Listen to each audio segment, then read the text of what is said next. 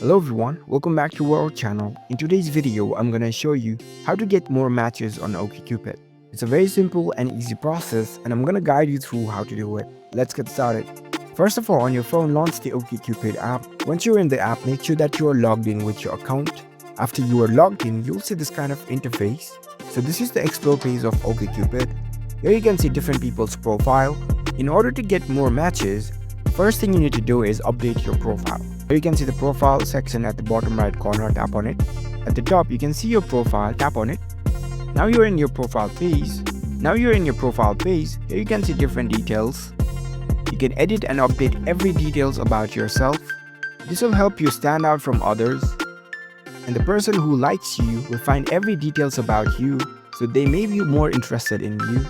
And if you have something in common, they might want to approach you too. So it's very important that you update every details about yourself. You can tap on these edit options. You can select your genders, orientation, relationship. You can select your looks, your body types. You can choose your background and identity options, your lifestyle. Information is about your family. Also, with that, you also need to update more pictures about yourself so that people can get to know you better.